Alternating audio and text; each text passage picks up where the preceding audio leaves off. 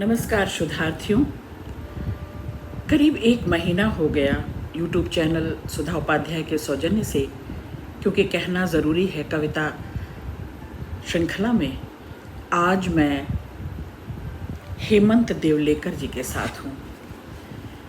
शुद्धार्थियों, लंबी प्रतीक्षा रही, कुछ अपरिहार्य कारणों से मैं चैनल पर नहीं आ रही थी, पर आज ये पुस्तक, ये संकलन मुझे भीतर से आंदोलित कर रही है कि मैं इस पर कुछ बात करूं।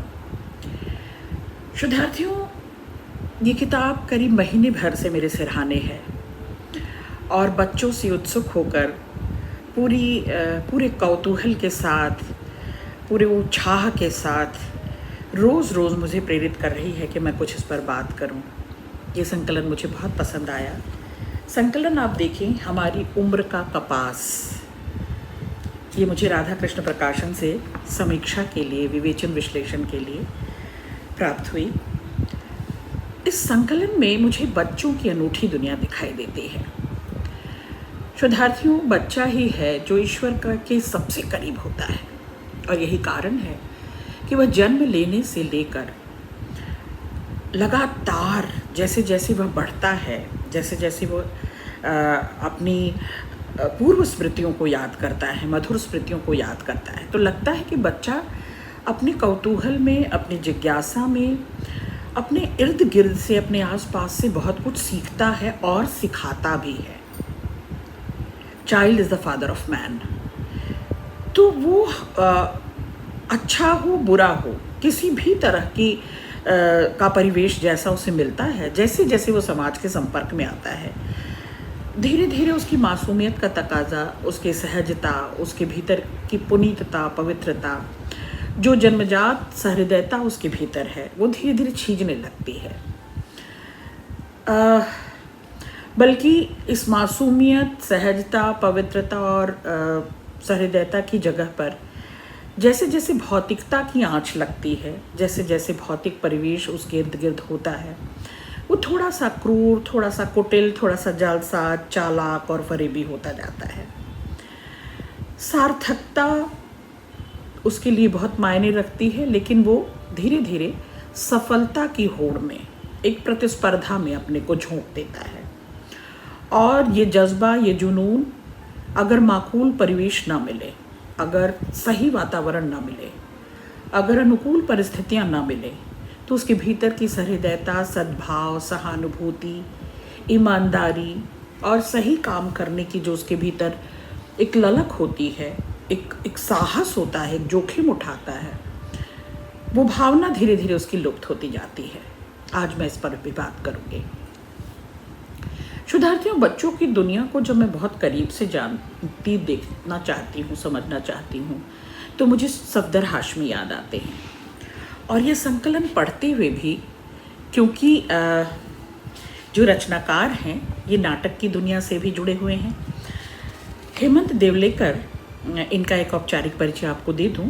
इनका जन्म 1972 में उज्जैन में हुआ, मध्य प्रदेश में। इनके 2 कविता संग्रह अब तक प्रकाशित हो चुके हैं, हमारी उम्र का कपास और गुल मकई। कई नाटकों का भी लेखन इन्होंने किया है और उसका रूपांतरण भी। मध्य प्रदेश हिंदी साहित्य सम्मेलन द्वारा वागीश्वरी पुरस्कार इन्हें मिल चुका है, इससे सम्मानित हो चुके हैं। और 2011 से विहान ड्रामा वर्क्स भोपाल में ही अभिनय, गीत और लेखन और संगीत निर्देशन में सक्रिय हैं। मैंने कहा ना कि इस पुस्तक में लगातार जुड़े रहने से मुझे सफदर हाशमी याद आ रहे थे। और दिलचस्प बात यही है कि जो पुस्तकें, जो कविताएं सफदर हाशमी लिखते हैं, जो नाटक सफदर हाशमी लिखते हैं, उनमें भी एक बच्चों की दुनिया है। बच्चों की दुनिया जिसे हम वयस्क भी बार बार पढ़ने को उद्वेलित हों, आंदोलित हों, जैसा कि मैं हुई। हमारे भीतर की जिज्ञासा को, हमारे भीतर की भावना को जागृत करती हैं कविताएं। ये साधारण से असाधारण की यात्रा कराती हैं। नाचीज जिन चीज़ों की ओर हमारा ध्यान भी नहीं जाता, बच्चे ऐसे कोने अतरों में भी चकित कर देते हैं। जब किसी बच्चे से पूछिए कि आज़ादी क्या है, स्वतंत्रता किसे कहते हैं, तो स्वतंत्रता दिवस का मायने उसके लिए है कि उस दिन सबकी छुट्टी होती है, सबकी। तो एक जो सामाजिकता है बच्चों की दुनिया में, उनकी भाषा में, उनकी वोकैबुलरी में, कि सबकी, ये बड़ा प्रभावी है ना। मतलब वो सबकी बात करते हैं बच्चे। तो उत्सव धर्मी होते हैं, एक उल्लास उनके जीवन में हमेशा बना रहता है, और बड़े मनोरंजक ढंग से, बड़े कौतूहल से, बड़ी अपने क्या कहते हैं प्रश्नाकुलता से, अपनी जिज्ञासा से वो अपने भीतर की सहानुभूति को, सहृदयता को आप पर जाहिर कर देते हैं। तो बच्चों को जब करीब से देखिए तो ये स्पष्ट हो जाता है कि आसपास की चीज़ों को कितनी गहराई से देखते हैं, कितनी रुचि लेते हैं इसमें, है ना। और हर बात को जानने की उत्सुकता, कौतूहल, यहाँ तक कि हमारा मन कई बार खींच जाता है। पर मैं तो बच्चों की उत्सुकता पर, प्रश्नाकुलता पर, उनके मन में जो ठान लेते हैं, जो उनकी जिद होती है, हट होता है, उस पर रीझ जाने का मन करता है। एक बार उन्होंने जो प्रश्न किया तो जब तक माकूल उत्तर न मिल जाए पता लगा कर ही रहते हैं, ढूंढते रहते हैं। और ये भी उनका एक मनोरंजन का एक आनंद लेने का तरीका है। शोधार्थियों, मुझे ये भी लगता है कि कल्पनाशीलता में ये बच्चे हमसे, आपसे, इनोवेशन में, एक्सपेरिमेंट में, कल्पनाशीलता जिसे मैं कहती हूँ, हमसे, आपसे बहुत आगे बढ़कर हैं। और ये उनके बचपन का नहीं, उनके पूरे जीवन का अनिवार्य पहलू है। वो किसी भी बक्से को किले में बदल सकते हैं, एक पुरानी जैकेट को सुपर हीरो कैप, और बच्चे अपनी कल्पना का उपयोग अपने आसपास के खेल, मौज मस्ती में तमाम जीव जंतुओं के साथ उनको एक रूप देकर, उनको एक किरदार देकर एकदम जीवंत कर देते हैं। तो ये बच्चों की रचनात्मकता ही तो है कि वो समस्या भी खड़ी करते हैं, खिंचाते हैं, तो कहीं समाधान भी दे रहे होते हैं, हमें सिखा रहे होते हैं अपनी छोटे छोटे खेल खिलौनों से। तो जो जीवन का जो कौशल विकसित करना, जो रचनात्मक तरीके से कौशल विकसित करने की बच्चों में हुनर है, वो हमें आकर्षित करती है। और इन बच्चों के साथ साथ हम वयस्क भी अलग अलग समय को, अलग अलग राजनीति को, मनुष्य को, शांति को, युद्ध को, प्रेम को, प्रकृति को और विज्ञान की दुनिया को खोजने की, तलाशने की कोशिश करते हैं। मेरी पसंद की पहली कविता है, हमारी उम्र का कपास धीरे धीरे लोहे में बदल रहा है। हमारी गेंदें अब लुढ़कती नहीं, चौकोर हो गई हैं।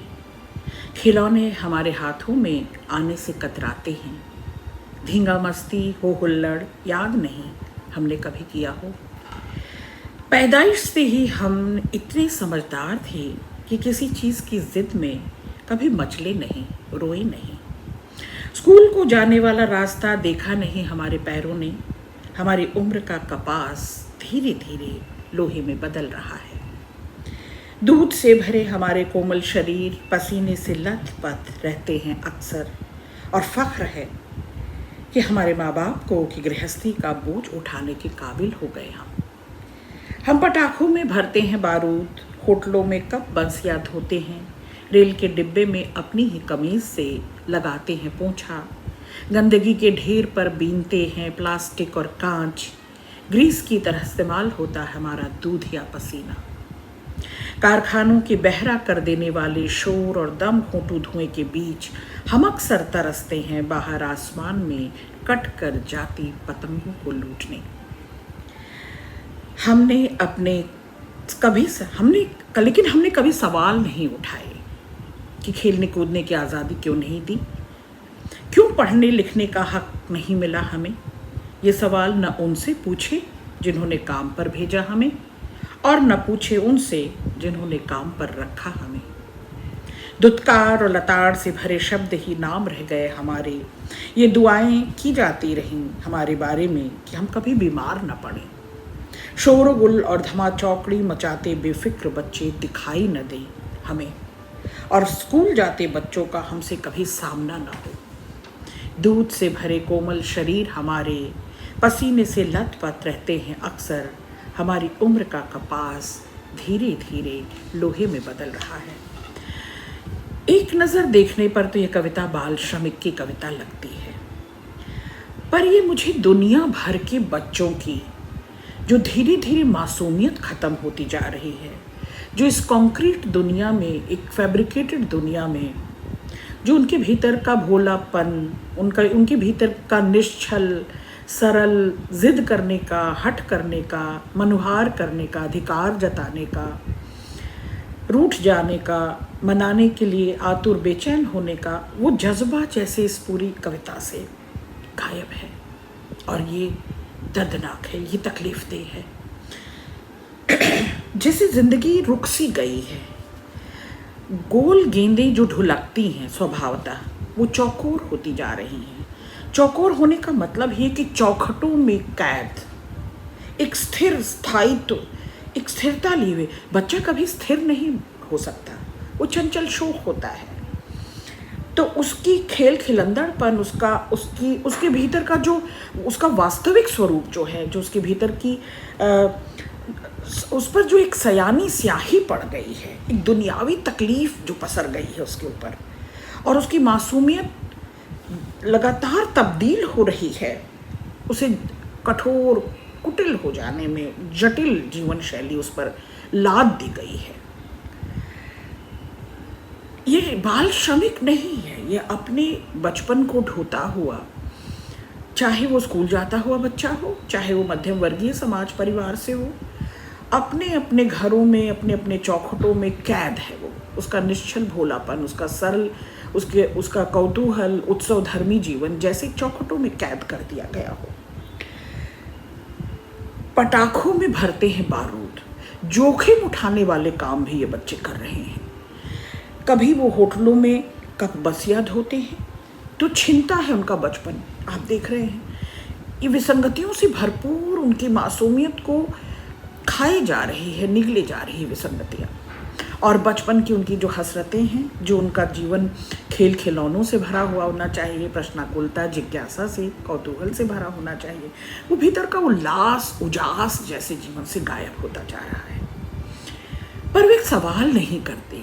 आप देखें, बच्चे आदतन खूब सवाल करते हैं, यह क्या हुआ, यह क्यों हुआ, ये कैसे हुआ, ये कब ठीक होगा कि नहीं होगा। स्वभावतः एक बच्चे की आदत होती है सवाल करना, लेकिन ये बच्चे सवाल नहीं करते अपने मानव अधिकारों का भी, कि हमारा बचपन हमसे क्यों छिन गया, हमें वो ज़रूरी वो बुनियादी ज़रूरतें हमारी पूरी क्यों नहीं होती हैं। तो न उनको अपना हक और हुकूक पता है। जो माँ बाप उन्हें तैयार करते हैं, पेशे में भेजते हैं कि एक गरीब के यहाँ जश्न मनाया जाता है, बच्चा होता है कि दो और हाथ आ गए काम करने के लिए, श्रम साध्य और श्रमशील होने के लिए, श्रमिक बनने के लिए। और न जो काम पर रखते हैं ऐसे बच्चों को, किसी से वे सवाल नहीं करते, बदले में दुत्कार और लताड़ ही पाते हैं।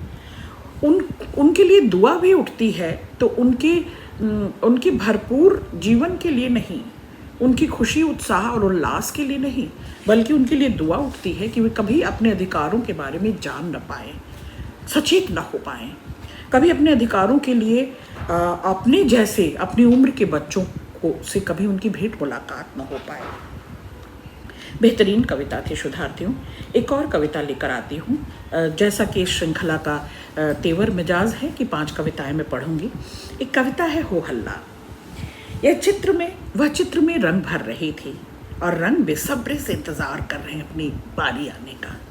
उछल उछल कर कहते हैं रंग, पहले मैं, पहले लुल मुझे, सबसे रंगीन हूँ मैं ही, मुझे भर लो ना अपने चित्र में प्लीज़ चंपा को। आप देखें कि इनकी कविताओं में शीर्षक में बच्चों के नाम भी बड़े लाड दुलार वाले हैं, बड़े जैसे पुकरुआ दुलरुआ नाम होते हैं, ऐसे नाम पाए जाते हैं। रंग जैसे मानवीय संवेदना से भरपूर हैं, रंग जैसे बच्चे हो गए हैं और बच्चे जैसे उछल उछल कर अपने को अभिव्यक्त करते हैं, रंग अपने को अभिव्यक्त कर रहे हैं। मैं सबसे रंगीन हूँ, मैं सबसे चटक हूँ, मैं खिला खिला हूँ, मैं हरा भरा हूँ, मुझसे न भर दो चित्र को, सजो दो। कोई ज़रूरी नहीं कि पेड़ हरा ही बनाया जाए। बच्चों की दुनिया में कोई लीक नहीं होती, कोई बना बनाया फ्रेम नहीं होता। बनी बनाई दुनिया को वो अपने ढंग से रंगना चाहते हैं, अपने ढंग से उसे तैयार करते हैं। लाल कहता है पत्ते मेरे ही अच्छे दिखेंगे, पीला गुलाबी और नीला झकड़ते हैं, मैं बनूंगा पेड़, पत्ते तो बस मेरे ही। पानी तो सदियों से नीला रहा है, बहुत पुराना नहीं हो गया क्या पानी? क्यों ऐसा है कि पानी नीला ही रंगा जाए? ये रंग कहते हैं या ये प्रतिरोध करते हैं, ये रंग, ये एक नया एक्सपेरिमेंट करते हैं, एक नए इनोवेशन की ओर दिखाते हैं। नारंगी कहता है मुझे भर दो नीले की जगह पानी के रंग में, दुनिया का सबसे नया और अनोखा समुंदर मैं ही बनाऊंगा। हरा कत्थई पीला भिड़ते हैं, मैं बनूंगा समुंदर, पानी तो मेरा ही है सबसे सुंदर। हवा दिखाई नहीं देती तो क्या होती तो है ना, कहता है गुलाबी मैं बनूंगा हवा, भूरा बैंगनी फिरोजी भी मचलते हैं, मैं हवा तो मैं ही, ठंडी और बारिश की महक वाली। वह चित्र में रंग भर रही है और हर एक रंग है चाहता कि वही फैला हुआ हो उसके चित्र में। रंग तो बस उसी का जमा हो गाढ़ा और चटक।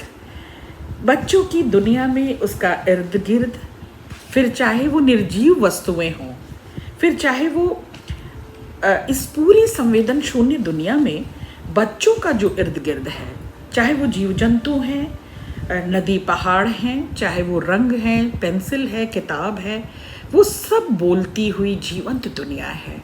वो सब भागीदारी निभाती हुई, साझीदारी निभाती हुई अपने कौतूहल और जिज्ञासा के साथ उत्सवधर्मी होकर बोलती हैं। और एक और कविता जो हर बच्चे के लिए समर्पित है, हंसी का रंग हरा होता है, हंसी का रंग हरा होता है, जहाँ जहाँ भी हरापन है, तेरे ही खिलखिलाने की अनुभूज है वहाँ वहाँ। कल्पना का रंग होता है आसमानी, जहाँ तक पसरा हुआ हो आसमान, तेरी कल्पनाओं के दायरे में आता है। जिद का रंग होता है बहुत गहरा, इतना कि एक बार जिस चीज़ की रट लगा लेती है तो हमारी किसी भी समझाइश का रंग चढ़ता ही नहीं उस पर। और रोने का रंग, वह तो किसी रंग जैसा होता ही नहीं, क्योंकि जब रोती है तो रंगों के चेहरे पड़ जाते हैं फीके। रंग जिनकी इच्छा भरपूर चटकीलेपन में जीना चाहते हैं पृथ्वी भर हरापन, क्योंकि तेरी हंसी का रंग हरा होता है। यानी तुझे देखकर, तेरी जिद को देखकर, तेरी हंसी को देखकर ये समूची प्रकृति रंग जाना चाहती है हरेपन में। इसलिए तेरी हंसी का रंग हरा है, इसलिए ये समूची प्रकृति ताज़ी ऊर्जा से भरी हुई, नई नई, हरी हरी, भरी भरी दिखाई देती है। तो तेरे खिलखिलाने की अनगूंज है यत्र तत्र सर्वत्र। और तेरी कल्पना का जो आसमानी रंग है, तो मुझे लगता है ये पूरा आसमान तेरी ही कल्पना की आसमानी रंग से रंगा हुआ है। तेरी जिद का रंग गहरा है, हम कितना भी समझाएं सयाने चतुर समझदार लोग, उस पर कोई दूसरा रंग ठहरता नहीं तेरी जिद और हट के आगे। तो ये दुनिया के हर बच्चे की का स्वभाव है, जैसे उसका मनोभाव है और उसका मनोजगत है, जिसको हेमंत जी लेते हैं। आप देखें कि रोने का रंग, उस पर कोई रंग नहीं ठहरता, सारे चेहरे फीके पड़ जाते हैं। तू रोती है तो लगता है समूची दुनिया में हंसने की कोई वजह नहीं रही, पूरी प्रकृति रोती हुई सी फीकी सी दिखाई देती है। तो तेरी इच्छा की, तेरी कामनाओं की, इच्छाओं के रंग इतने चटकीले हैं कि उससे समूची प्रकृति भरपूर हो जाती है, संवर जाती है, सुंदर हो जाती है। और ये सबसे अच्छी कविताएं सभी अच्छी हैं, लेकिन और सब में बड़ी संभावना भी है। पर यह कविता मुझे टिम्पालू के लिए, सर्जना भरी हंसी, तेरी हंसी को सुन मिट्टी और उतावली, मौसम बेमौसम कुछ भी उगा देने को। ये तेरी हंसी का जादू है कि मिट्टी और उर्वर हो जाती है और संभावनाशील हो जाती है। अब उस संभावना से भरपूर होकर मौसम बेमौसम कुछ भी उगाने में समर्थ हो जाती है। कितनी समर्थ और संभावनाशील है तेरी हंसी। तालाब और मछलीदार, क्या चाहिए तालाब को? मछलियाँ। खिड़की और हवादार, खिड़की को क्या चाहिए? खूब सारी ताज़ी हवा। हर वातायन को चाहिए ताज़ी हवा। टहनियाँ और चिड़ियादार। तो एक तेरी हंसी का उजास है, ये तेरी हंसी का जादू है कि जो सब तरफ पसर गया है, फिर वो चाहे तालाब है, खिड़की है या फिर टहनियाँ। तेरी हंसी को सुन खिलौने नई उधेड़ बुन में, किन नए नए तरीकों से तुझे हंसाया जाए। यानी खिलौने सोच और चिंतन की मुद्रा में हैं और वो सोचते हैं, उन्हें एक मोटिव मिल जाता है कि हम तेरी हंसी को और कैसे भरपूर बना दें, तेरी हंसी रुके ही ना, तेरी हंसी हमेशा खिलखिलाती पसरती रहे, तुझे और किस नए नए तरीके से हम हंसा सकते हैं। क्यों? क्योंकि तेरी हंसी से ये समूची सृष्टि, समूची प्रकृति रंगीन हो जाती है। फिरकनियाँ और चक्करदार, फिरकनियों को क्या चाहिए? चक्कर पर चक्कर, वो और चक्करदार हो जाती हैं। गेंद और टप्पेदार, गुल्लक और सिक्केदार, तो सब में संभावनाएं भर देती है तेरी हंसी। तो वो फिर फिरकनियाँ हो, गेंद हो या गुल्लक हो, सबको तो संभावनाशील बना देती है। तो ऐसी हंसी के लिए तेरे निर्जीव खिलौनों में भी जैसे सोच और चिंतन आ जाता है कि हम किस नए ढंग से, एक मोटिव मिल जाता है कि किस नए ढंग से तेरी हंसी को बरकरार रखा जाए। तेरी हंसी को सुन चिड़ियाघरों को और गहरा एहसास अभयारण्य होने का। ये पंक्ति मुझे बहुत अच्छी लगी। अरण्य कहते हैं वन को। चिड़ियाघर के जो पशु पक्षी हैं, जो जीव जंतु हैं, उनमें जैसी अपने बंधन में भी, चिड़ियाघर एक बंधन है, लेकिन बंधन में भी एक अभयदान मिलता हुआ वन जैसा, जंगल जैसा, सुवन जैसा, जिसमें रहते हुए भी वो हंसते हुए जी रहे हों, कोई डर ना हो, कोई भय ना हो, जो निर्भय कर दे। तो आप देख रहे हैं कि चिड़ियाघर के बंधन से आज़ादी मिल जाती है तेरी हंसी सुनकर, और लगता है कि वन की उन्मुक्तता मिल गई चिड़ियाघर के पशु पक्षियों को। नदियाँ और पानीदार, हवाएं और पतंगदार, आंगन और रंगोलीदार। आप देख रहे हैं आंगन को रंगोली भाती है, हवाएं पतंगदार, पतंगों से भरी हुई हवाएं, और नदियाँ पानीदार। तो इन सब में जो जो जैसा जैसा है और जैसा बालमन चाहता है, बालमन की तो यही शुभाशंसा होती है कि जो जहाँ जैसा है वो भरपूर में रहे अपने, तो उसे भरपूर कर देने में तेरी हंसी सहायक है। और ये अंतिम अंश मुझे भीतर तक छू गया। तेरी हंसी को सुन ईश्वर को और तीव्र चाह तेरी माँ कहलाने की। आप देख रहे हैं आज मनुष्य जो ईश्वर होने पर उतारू है, वो ईश्वर माँ के रूप में मनुष्य हो जाना चाहता है। ईश्वर इच्छाओं कामनाओं से विरक्त है, वह मुक्त होता है इच्छाओं और कामनाओं से, लेकिन वो ईश्वर है कि जो तेरी हंसी को सुनकर, उसकी अनुगूंज सुनकर, बच्चों की अवकुंठ हंसी को सुनकर, बच्चों की उन्मुक्त हंसी को सुनकर, इतनी संक्रामक है ये हंसी कि ईश्वर भी माँ बनकर, मनुष्य बनकर उस उल्लास को, उत्सव को जीना चाहता है और भीतर अपनी इच्छाएं और कामनाएं पाल लेता है। आप देख रहे हैं भीतर उसकी लालच कुल बुलाने लगती है, इच्छाओं की, कामनाओं की। ईश्वर माँ के रूप में, माँ कैसी है? माँ का हर शब्द प्रार्थना है, शब्द और प्रार्थनादार, रंग और उत्सवदार, श्वास और खुशबूदार। देखिए शुद्धार्थियों, माँ जो है, ईश्वर क्यों माँ बनना चाहता है? माँ के हर शब्द में, हर हर्फ में संतान के लिए प्रार्थना, अर्चना, दुआ, सलाम, एक अनुगूंज है प्रार्थना की। हर रंग राग में जैसे एक उत्सव है माँ के, और माँ ही वो जानती है, उसकी हर श्वास जानती है कि कैसे वो आपको उम्मीद से तरबतर कर देती है, खुशबूदार बना देती है।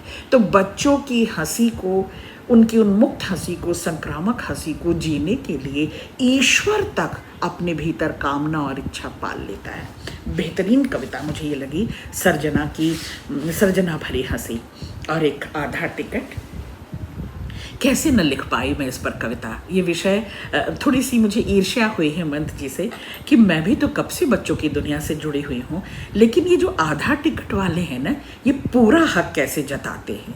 आधे टिकट के होते हैं और पूरी रेल इनकी, पूरा मैदान इनका, पूरा आकाश इनका, जहाँ जाते हैं पूरी उधम मचाते हैं, पूरी मस्ती करते हैं और पूरा आनंद लेते हैं आधा टिकट देकर। ये कविता बेहतरीन है। हम आधा टिकट डिंगफू के लिए, हम आधा टिकट, हम आधी सवारी, गोदी किसी की भी हो, पूरी सीट हमारी। हम पूरी सैर, हम पूरे मज़े, हम आधा टिकट, हम आधी सवारी। हम पूरी खिड़की, हम पूरी रेल, हम पूरी नदी, हम पूरे खेत, हम पूरे पुल बोगदे पूरे, हम आसमां पूरे, पर्वत पूरे, हम पूरी सैर, हम पूरे मज़े, हम आधा टिकट, हम आधी सवारी। हम पूरी पटरी, हम पूरी सिटी, हम पूरे जंगल, हम पूरी घाटी, हम पूरे स्टेशन, हम पूरे गांव, हम रेल का अंगूठी सा गोल घुमाओ। हम पूरी सैर, हम पूरी मज़े, हम आधा टिकट, हम आधा सवारी। हम रेल में बिकती सारी चीज़ें, हम खाना पीना खेल खिलौने, हम पूरी हवा, हम पूरी धरती, हम पूरी छुट्टी, हम पूरी मस्ती, हम पूरा शोर, हम खुशी पूरी, हम पूरी सैर, हम पूरे मज़े, हम आधा टिकट, हम आधे सवारी। बेहतरीन कविताएं, बहुत शुक्रिया।